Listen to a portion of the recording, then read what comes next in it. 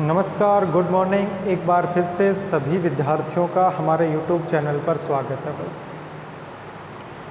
तो आज हम पढ़ने वाले हैं जो 11th क्लास की बुक है उसमें 1.1 एक्सरसाइज है, यानी 1.1 एक्सरसाइज है, उसके क्वेश्चन व आंसर करने वाले हैं। पिछले 2 वीडियो में हमने सिर्फ ये सीखा है कि समुच्चय किसे कहते हैं, वस्तुओं के सुपरिभाषित संग्रह या समूह को समुच्चय बोलते हैं भाई। फिर हमने कुछ चिन्ह के बारे में पढ़ा था कि belongs to, does not belongs to, कौन अवयव है, कौन अवयव नहीं है। उसके बाद हमने पढ़ा था समुच्चय प्रदर्शन, यानी समुच्चय को प्रदर्शन करने के 2 तरीके हैं। एक तो है समुच्चय निर्माण रूप, जिसमें हम x लिखते हैं, x फिर डबल डॉट फिर x जो भी आपको दिया गया है। एक हम पढ़ रहे थे रोस्टर रूप, सारणीबद्ध रूप या फिर गणितीय रूप, जिसमें हमने ये पढ़ा था कि यदि जैसे अंग्रेजी वर्णमाला के स्वर हैं उनका समुच्चय, तो इनके अंदर कौन कौन से एलिमेंट आएंगे, ए ई आई ओ यू। इस तरीके से हमने पिछले वीडियो में पढ़ा था। आज 1.1 के क्वेश्चन देखो। पहला क्वेश्चन, निम्नलिखित में से कौन से समुच्चय है, अपने उत्तर का औचित्य बताइए। यानी आपको सिर्फ ये बताना है कि कौन सा समुच्चय है, कौन सा समुच्चय नहीं है। तो समुच्चय क्या कब होगा, जब वो स्पष्ट तरीके से सुपरिभाषित हो, मतलब स्पष्ट हो, उसमें कोई मतभेद ना हो। और समुच्चय कब नहीं होगा, जब उसमें मतभेद हो, कोई स्पष्ट नहीं हो। ठीक है भाई। देखो पहला क्वेश्चन, जे अक्षर से पहले का पहला देखो, जे अक्षर से, जे अक्षर से प्रारंभ होने वाले, जे अक्षर से प्रारंभ होने वाले, प्रारंभ होने वाले वर्ष के सभी, वर्ष के सभी महीनों का संग्रह, महीनों का संग्रह। एक 2 क्वेश्चन और लिख लेता हूं मैं, फिर इनकी व्याख्या करते हैं भाई कि वास्तव में है या फिर नहीं है। आपको सिर्फ इतना बताना है कि ये समुच्चय है या फिर नहीं है। अगर समुच्चय है तो इसका कारण बताओ भाई, स्पष्ट तरीके से बताओ। अच्छा, उसके बाद दूसरा क्वेश्चन, इसी में एक तीसरा ले लेते हैं, विश्व के सर्वश्रेष्ठ 11 बल्लेबाजों का संग्रह है। एक क्वेश्चन लिया हमने, विश्व के सर्वश्रेष्ठ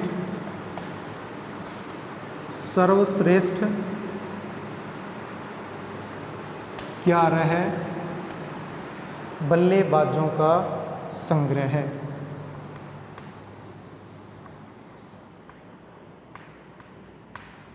बल्लेबाजों का संग्रह है। ठीक है भाई। चलो इन 2 क्वेश्चन पर डिस्कस करते हैं। आपको सिर्फ इतना बताना कि कौन सा समुच्चय है, कौन सा समुच्चय नहीं है। समुच्चय कब कहेंगे, सिर्फ समुच्चय तब कहेंगे तब हमारे पास कोई भी वस्तु है वो सुपरिभाषित संग्रह होना चाहिए, मतलब स्पष्ट तरीके से, उसमें कोई मतभेद नहीं होना चाहिए। एक मिनट भाई, एक बार ये फैन को ऑफ कर देता हूँ मैं।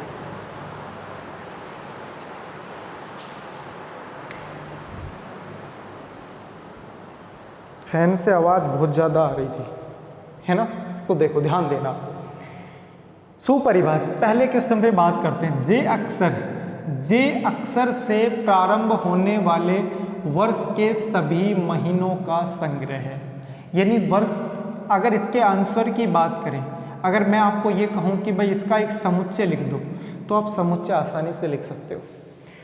12 महीने होते हैं, जनवरी, फरवरी, मार्च, अप्रैल और लास्ट में दिसंबर तक। जे अक्षर से कौन कौन से स्टार्ट होते हैं, क्या ये स्पष्ट तरीके से हमें पता है कि नहीं पता है? सर बिल्कुल पता है सर। एक तो जनवरी होता है, एक जून होता है, एक जुलाई होता है। इसके अलावा होता है क्या? नहीं। इसका मतलब सर इस समुच्चय के अंदर एक तो आ जाएगा जनवरी, एक आ जाएगा सर जून और एक आ जाएगा सर जुलाई। बताओ जो आपने ये समुच्चय लिखा है वो स्पष्ट तरीके से यानी सुपरिभाषित है कि नहीं है? बिल्कुल है। जे अक्षर से प्रारंभ होने वाले वर्ष के सभी महीनों का संग्रह एक समुच्चय होगा, क्योंकि ये सुपरिभाषित है, स्पष्ट है कि इसमें 3 ही होंगे, जनवरी, जून और जुलाई। बताओ होंगे कि नहीं? इसका मतलब हम लिख देंगे समुच्चय है। क्या है ये? समुच्चय है। ये इसका आंसर हो गया। यानी सिर्फ आपको इतना बताना है कि समुच्चय है या फिर नहीं है। चलो इसकी बात कर लेते हैं। विश्व के सर्वश्रेष्ठ 11 बल्लेबाजों का संग्रह। मैंने आपको कहा कि ये पूरा वर्ल्ड है, इसके अंदर अब जो क्रिकेट खेलता है उनको तो पता है। मैंने कहा कि 11 टॉप बल्लेबाज कौन कौन से हैं वो बता दो। तो कुछ कहेंगे sir Sachin Tendulkar, Virat Kohli, Rohit Sharma, sir AB de Villiers, बहुत सारे अलग अलग नाम लेंगे। मेरा आंसर अलग होगा, पता नहीं कौन से सर्वश्रेष्ठ है मेरे ओर से। अगर मैं आपसे पूछूंगा तो आपका फेवरेट महेंद्र सिंह धोनी है सर एक तो MS धोनी है, एक सुरेश रैना है, सर एक राहुल द्रविड़ है, सौरव गांगुली है। इसका मतलब क्या हुआ? क्या सबके आंसर एक ही हुए क्या? अगर मैं आपसे पूछूं कि जे अक्षर से प्रारंभ होने वाले वर्ष के सभी महीनों का संग्रह, क्या सबके आंसर एक होंगे, सबके अलग अलग होंगे? सब कहेंगे कि सर जनवरी, जून और जुलाई होंगे। किसी का आंसर बदलेगा नहीं, कोई मतभेद नहीं है। लेकिन जैसे ही मैं आपसे ये नया क्वेश्चन पुटअप कर देता हूं कि भाई 11 खिलाड़ी बता दो जो सर्वश्रेष्ठ हैं, तो आप कुछ अलग बताएंगे। कुछ को रोहित शर्मा सर्वश्रेष्ठ लगता है, कुछ को नहीं लगता है, कुछ को कोहली लगता है, कुछ को नहीं लगता है। बताओ इसके अंदर मतभेद हुआ कि नहीं हुआ? क्या स्पष्ट तरीके से बता सकते हैं क्या कि भाई ये खिलाड़ी सर्वश्रेष्ठ है? नहीं बता सकते। 2 दिन पहले सचिन तेंदुलकर को बोला जा रहा था बहुत अच्छा खिलाड़ी है, टॉप है, नंबर 1 है। विराट कोहली आ गया, अब कह रहे हैं कि विराट कोहली 1 नंबर का खिलाड़ी ये है। विराट से पहले MS धोनी था, ये कहते थे कि धोनी वर्ल्ड का नंबर 1 खिलाड़ी है। इसका मतलब क्या हुआ कि मतभेद हो रहा है, बदलते जा रहे हैं, टाइम के अनुसार नया खिलाड़ी आ रहा है। लेकिन क्या टाइम के साथ ये बदलेंगे क्या? क्या जनवरी, जून, जुलाई ये कुछ बदलेंगे क्या? सर ये नहीं बदलेंगे। अगर जे अक्षर से स्टार्ट होने वाले 3 ही महीने रहेंगे, जनवरी, जून और जुलाई। तो ये समुच्चय है। आपसे पूछा कि ये समुच्चय है क्या, तो हम कह देंगे कि सर समुच्चय नहीं है, ये सेट नहीं है भाई, इसको हम सेट नहीं बोल सकते, सेट नहीं है।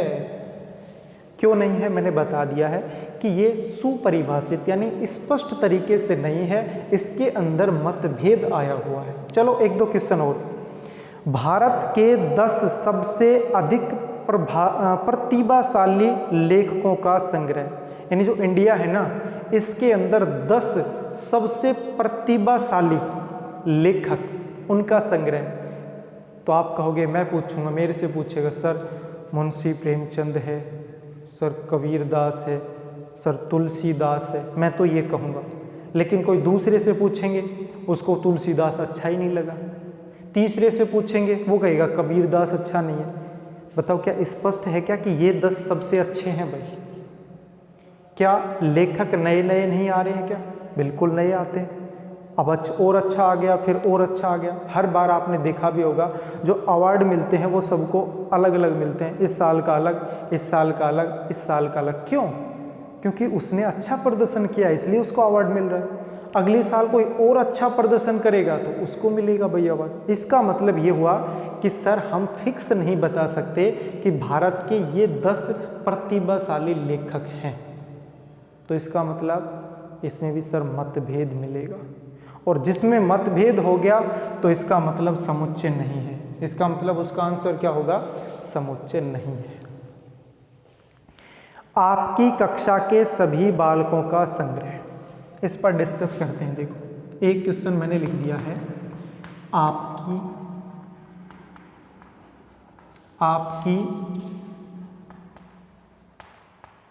कक्षा के बालकों का संग्रह,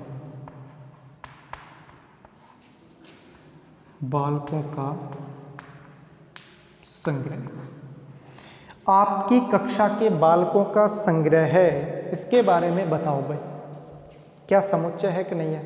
हमारी जो हमारी क्लास है वो 11th है, 11th क्लास में एडमिशन हो गए सबके, उसमें 10 लड़कियां हैं 15 लड़के हैं, सबको मैं एक इकट्ठा कर दूंगा तो बताओ वो संग्रह होंगे कि नहीं होंगे? सबको मैं इकट्ठा करके एक जगह उनका एक समुच्चय बना दूंगा तो बताओ वो समुच्चय कहलाएगा कि नहीं कहलाएगा? पहले भी मैंने डिस्कस किया था। अगर मैंने कह दिया कि कक्षा 11 की लड़कियों का संग्रह, तो लड़कियां एक जगह इकट्ठी कर देंगे तो वो एक लड़कियों का समुच्चय बन जाएगा। कक्षा 11 के, देखो इसमें स्पष्ट लिख दिया कक्षा 11, यानी जो लड़के या लड़कियां यूज करनी है वो कक्षा 11 की होनी चाहिए, 10वीं की नहीं ला सकते, 12वीं की नहीं ला सकते। तो कक्षा 11 है उसमें फिक्स हो गए ना कि भाई 30 बच्चे हैं तो ये 30 बच्चे कक्षा 11 में है, तो बताओ वो समुच्चय होगा कि नहीं होगा? हम कह देंगे कि सर स्पष्ट तरीके से पता है कि कक्षा 11 के अंदर 30 बच्चे हैं और उनको समूह बना देंगे तो वो समुच्चय कहलाएगा। बताओ स्पष्ट पता है कि नहीं पता?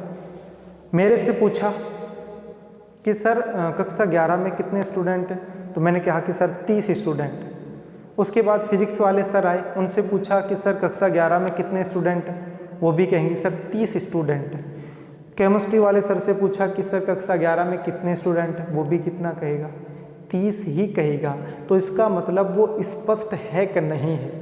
सबके आंसर एक मिलेंगे कि नहीं मिलेंगे? बिल्कुल। अब ये कहोगे कि सर बाहर से आएगा उसको तो पता ही नहीं, बाहर से लेके आओ क्लास में काउंट करवाओ तो वो भी क्या कहेगा? सर 30 ही हैं। इसका मतलब सर इसमें कोई मतभेद नहीं है, सबका आंसर सेम रहेगा, इसका मतलब ये समुच्चय है। इसका मतलब क्या है? ये समुच्चय है। ये भी क्या है? समुच्चय है। और डिस्कस कर लेते हैं। 100 से कम सभी प्राकृत संख्याओं का, देखो 100 से कम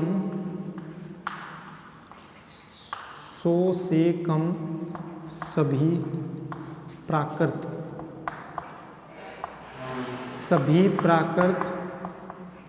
संख्याओं का संग्रह।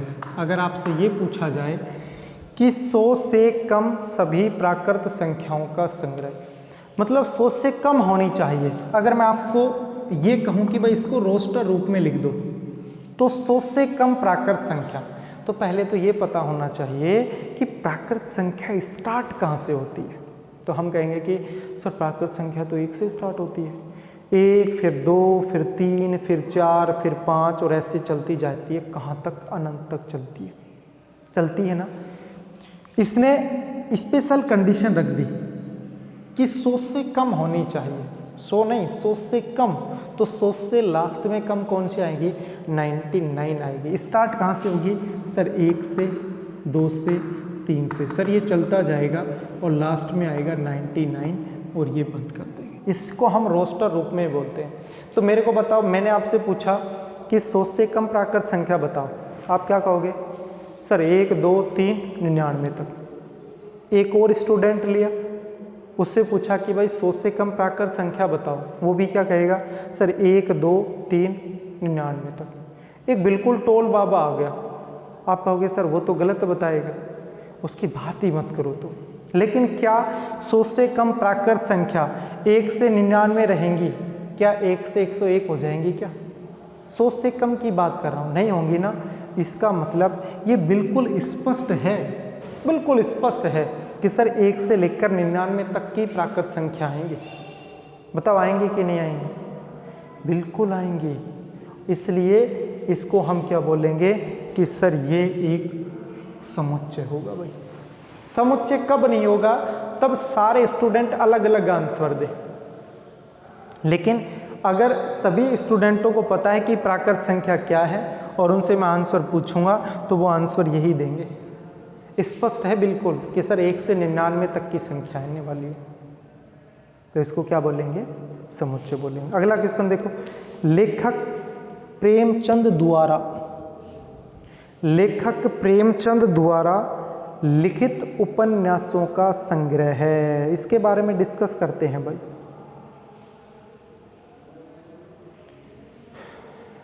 मेरी बात सुनो, लेखक को छोड़ो तुम। मैंने क्या किया, YouTube की बात कर लेते हैं। मान लीजिए कि मैंने 20 पार्ट बना दिए। मैंने कितने पार्ट बना दिए? 20 पार्ट बना दिए। मेरे द्वारा बनाई गई वीडियो का संग्रह, मेरी बात को समझना, मेरे द्वारा बनाई गई वीडियो का संग्रह, सब आप क्या आंसर दोगे? आपने YouTube पे देख लिया कि पार्ट 1 से लेकर पार्ट 20 तक हैं, तो आपका आंसर सबका अलग अलग होगा। कोई ऐसा कहेगा कि सर 2 ही हैं, कोई कहेगा कि सर 10 हैं, कोई कहेगा कि सर 20 हैं। नहीं, हमेशा हर स्टूडेंट का एक ही आंसर होगा कि सर आपने 20 वीडियो बनाई है। मैं भी कहूँगा 20 वीडियो, और किसी सर से पूछोगे, वो मेरा YouTube चैनल पे उसने देख लिया कि 20 वीडियो सर ने बनाई है, तो वो भी कहेगा कि हाँ सर ने 20 वीडियो ही बनाई है। इसका मतलब वो स्पष्ट हुआ कि नहीं हुआ? अगर मैंने 25 बनाई है तो सबका आंसर जब YouTube पे देखेंगे सब देखेंगे सर 25 है, 25 है, सर 25 है। क्या किसी का आंसर बदलेगा क्या? सर नहीं बदलेगा। इसका मतलब जो अभी हमने पढ़ा है, लिखा नहीं है, सभी प्रेमचंद, लेखक प्रेमचंद द्वारा लिखित उपन्यासों का संग्रह। अगर उसने कोई उपन्यास लिख दिया, क्या उनका समूह नहीं बना सकते? मान लीजिए उसने 150 उपन्यास लिखे हैं, तो सबको इकट्ठा कर देंगे, सबको एक साथ लिख देंगे और ब्रैकेट लगा देंगे, तो बताओ समुच्चय बनेगा कि नहीं बनेगा? जब लेखक प्रेमचंद ने 150 उपन्यास लिखे हैं तो सबका आंसर 150 ही तो रहेगा। कि मैंने पूछा कि प्रेमचंद ने कितने लिखे हैं भाई, तो आप कहोगे सर 150। दूसरे से पूछूंगा तो वो भी कहेगा सर 150। तीसरे से पूछूंगा वो भी कहेगा कि सर 150 उपन्यास लिखे हैं। तो बताओ ये परिभाषित हुआ कि नहीं हुआ? ये स्पष्ट है कि नहीं है? क्या इसमें कोई मतभेद है क्या? कोई मतभेद नहीं है, हमारे सामने बिल्कुल स्पष्ट है कि सर 150 उपन्यास है। ये भी क्या होगा? समुच्चय होगा। अगला देखो, सभी समपूर्णांकों का संग्रह। समपूर्णांक जानते हो ना? समपूर्णांक, पूर्ण अंक, एक तो अंक पूरा होना चाहिए। पूरा अंक जैसे 1, 2, 3, 4, -1, -2, -3, यानी जो 1/2 है ना, ये पूर्णांक में काउंट नहीं होगा। नाम से ही पता लग रहा है, पूर्णांक, पूर्ण प्लस अंक, पूर्णांक, पूर्णांक हो गया ना।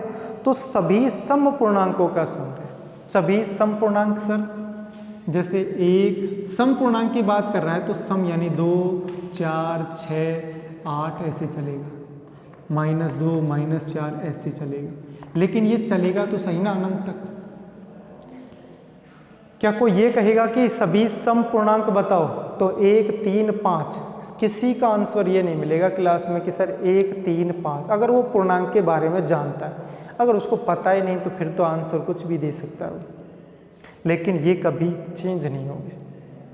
जो भी पूर्णांक के बारे में जानता है उसके पास जाके अगर आप ये कहोगे कि ये बता दो कि समपूर्णांक कौन कौन से हैं, तो वो यही आंसर देगा, 2, 4, 6, 8, ये तो प्लस के, -2, -4, -6 ये हो जाएंगे माइनस के, लेकिन है ये समपूर्णांक। इसका मतलब ये स्पष्ट है, तो ये भी क्या होगा? ये भी एक समुच्चय होगा। अगला देखो,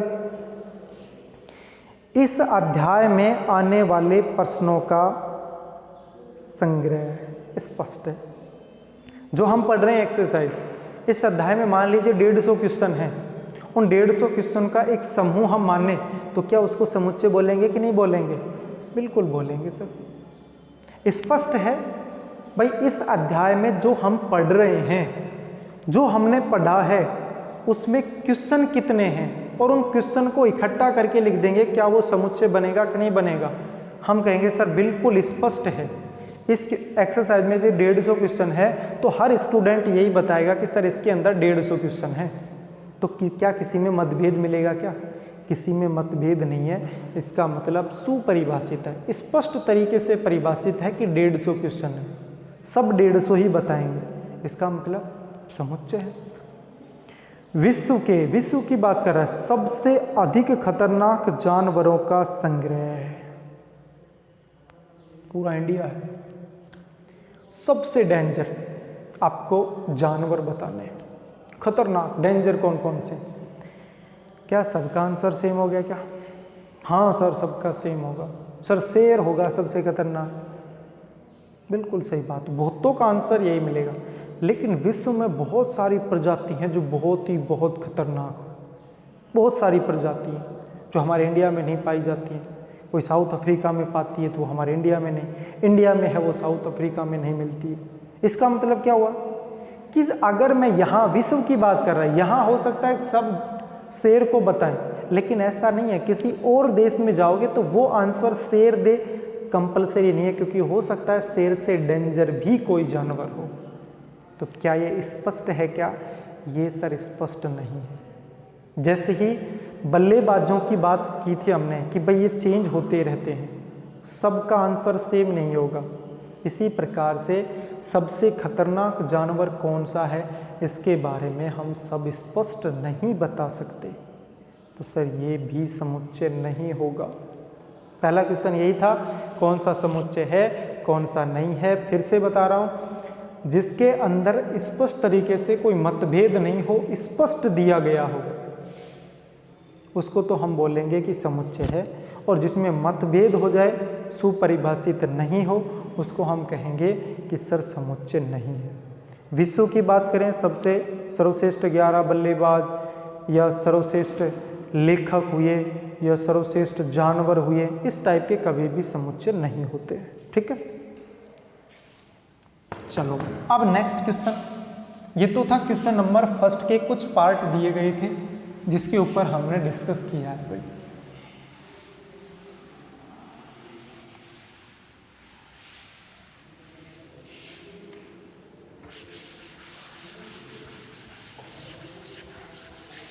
चलो अब क्वेश्चन नंबर 2 है, उसके बारे में डिस्कस कर लेते हैं। क्या है क्वेश्चन? मान लीजिए कि क्वेश्चन नंबर 2 कह रहा है कि आपको मानना है, मान लीजिए कि ए के अंदर आप खुद बताने लग जाओगे 1 2 3 4 5 और 6 दिया गया है। रिक्त स्थानों में उपयुक्त प्रतीक, ये प्रतीक दिए गए हैं, आपको साइन दिए गए हैं, और ये कहाँ भरने हैं? रिक्त स्थान में। एक ये साइन दे रखा है, एक ये साइन दे रखा है। इसका मतलब मैंने पहले भी बताया था, इसका मतलब होता है बिलोंग्स टू, और बिलोंग्स टू का मतलब अवयव है, यानी उसके अंदर से आता है। एक इस साइन का मतलब भी मैंने बताया था कि does not belongs to, does not belongs to.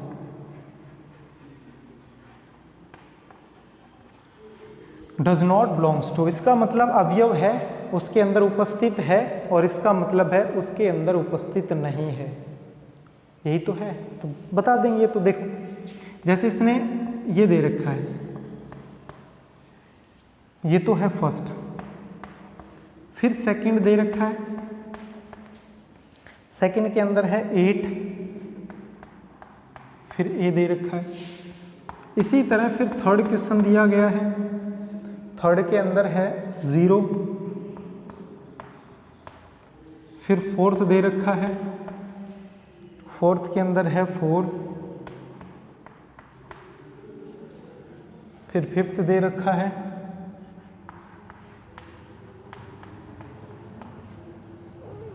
Six दे रखा है 10,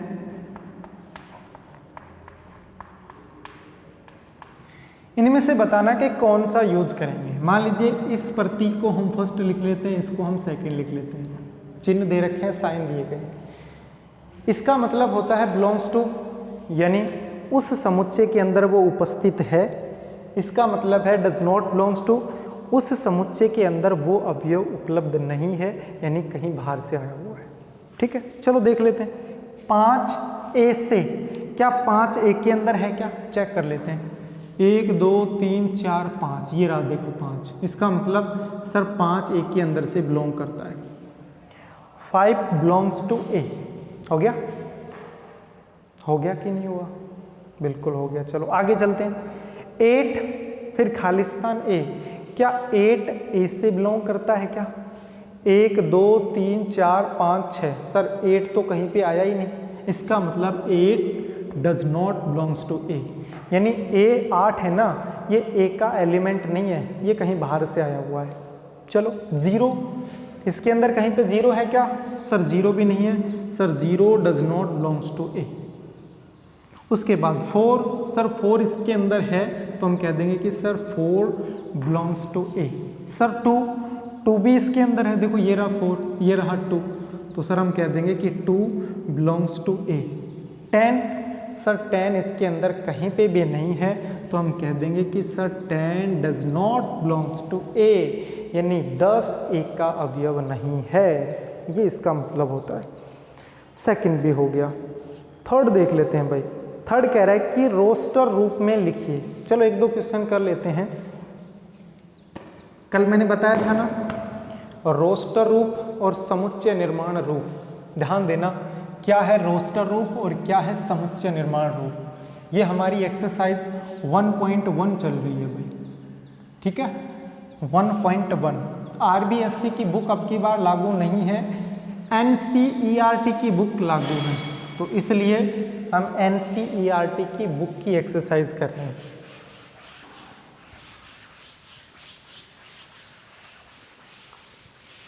चलो इसका थर्ड क्वेश्चन देख लेते हैं। क्वेश्चन नंबर थर्ड क्या है। क्वेश्चन नंबर यदि हम थर्ड की बात करें तो सर क्वेश्चन नंबर थर्ड हमारे पास है, रोस्टर रूप में लिखिए, यानी हमें जो भी समुच्चय दिया गया है, समुच्चय प्रदर्शन रूप, यानी समुच्चय को प्रदर्शन करना दो तरीके से कल मैंने बताया था, समुच्चय निर्माण रूप और रोस्टर रूप। तो ये कह रहा है कि रोस्टर रूप में लिखिए। किस में लिखना है? रोस्टर रूप में लिखिए। रोस्टर रूप की जगह वो सारणीबद्ध रूप भी बोल सकता है और गणितीय रूप भी बोल सकता है भाई, तो कंफ्यूज नहीं होना है। पहला क्वेश्चन, हमें एक सेट दिया गया है और सेट किस रूप में दिया गया है? ये रूप में दिया गया है समुच्चय निर्माण रूप या नियम रूप में देकर हमें रोस्टर रूप में बदलवा रहा है, ठीक है। x एक पूर्णांक है, इसने कहा है x एक पूर्णांक है। पहली बात तो ये, एक कंडीशन तो ये हो गई कि x क्या होना चाहिए? एक पूर्णांक होना चाहिए। पूर्णांक का मतलब पूर्ण अंक, मैंने अभी तो बताया 1 2 3 4 5 0 भी शामिल है, ऐसे चलता जाएगा। और माइनस के -1 -2 -3, इसके अंदर कौन शामिल नहीं होगा? पूर्णांक, यानी जैसे 1/2 हुआ, -1/2 हुआ, 3/2 हुआ, अंडर रूट की संख्या हुई, ये इसके अंदर शामिल नहीं होती है। x एक पूर्णांक है, x एक पूर्णांक है और ये कहा गया है, और एक कंडीशन और है, -3x फिर 7, यही है ना, यही है भाई। ये कह रहा है कि हमें ये बताना है इसके अंदर क्या आएगा, ठीक है। तो बिल्कुल सिंपल सा है, दो कंडीशन है। कंडीशन पे देखो, इसको हम क्या बोलते हैं? x फिर डबल डॉट फिर x एक पूर्णांक है और ये दे रखा है, इसको हम क्या बोलते थे? इसको हम बोलते हैं समुच्चय निर्माण रूप। मतलब समुच्चय निर्माण रूप से रोस्टर रूप में चेंज करवा रहा है। तो आगे क्वेश्चन कैसे आएंगे? रोस्टर रूप से समुच्चय निर्माण रूप आएंगे, यानी उल्टा करेगा वो। तो ये तो बिल्कुल इजी है। देखो ए, सबसे पहले ये ब्रैकेट बहुत कंपलसरी है। ये ब्रैकेट आपने नहीं लगाया तो मतलब आप क्वेश्चन गलत कर रहे हो। चलो, x एक पूर्णांक है, दो कंडीशन है। x एक पूर्णांक होना चाहिए, पहली कंडीशन। दूसरी कंडीशन, x का मान -3 से बड़ा और 7 से छोटा। देखो x बीच में है तो -3 से बड़ा है और 7 से छोटा, मतलब -3 से 7 के बीच में पूर्णांक बतानी है कौन कौन सी, वो इसके अंदर शामिल होगी। तो देखो -3 से बड़ी, -3 से जो बड़ा पूर्णांक आएगा वो -2 आएगा, फिर क्या आएगा? -1 आएगा, फिर क्या आएगा? 0 आएगा, फिर क्या आएगा? 1, फिर 2, फिर 3, फिर 4, फिर 5, फिर 6, 7 शामिल नहीं होगा, क्योंकि -3 से बड़ा होना चाहिए और 7 से छोटा होना चाहिए। पूर्णांक आपको पता होना चाहिए, ये तो भाई 6ठी 7वीं 8वीं में भी बार बार आपने पढ़ा है, 10वीं में भी पढ़ा है। पूर्णांक क्या है? प्राकृत संख्या क्या है, परिमेय संख्या कौन सी है, अपरिमेय संख्या कौन सी है, तो इसके बारे में 11th में डिस्कस करने वाला नहीं हूँ। पूर्णांक अक्सर से पता लग रहा है, पूर्ण अंक, पूरा अंक होना चाहिए। पूर्णांक देखो ये सारे पूर्णांक है, एक कंडीशन -3 से बड़ा और 7 से छोटे पूर्णांक लेने हैं। तो -3 से बड़ा -2, -1, फिर 0, फिर 1, फिर 2, फिर 3, फिर 4, फिर 5 और फिर 6। बताओ, -3 से बड़े हैं, 7 से छोटे हैं, और यही हमारा आंसर होगा। और इसी को हम रोस्टर रूप बोलते हैं। इसी को हम क्या बोलते हैं? रोस्टर रूप, या इसी को हम बोलते हैं सारणीबद्ध रूप, या इसी को हम गणितीय रूप बोलते हैं भाई। तो कंफ्यूज नहीं होना है, ठीक है। बाकी आज के लिए इतना ही रहेगा। बाकी हम नेक्स्ट क्लास में डिस्कस करने वाले हैं जो क्वेश्चन नंबर 3 है, इसके 6-7 क्वेश्चन हैं। 6-7 क्वेश्चन हैं, तो सभी को हम डिस्कस करने वाले हैं। तो आज के लिए इतना ही। Take care, bye bye, have a nice day. घर पर रहिए, सुरक्षित रहिए, कोविड-19 से बचिए। बहुत ज़रूरी है कोविड-19 से बचना, ठीक है। Bye bye, take care. बाकी कल मिलेंगे एक बार फिर से, तो बाय बाय।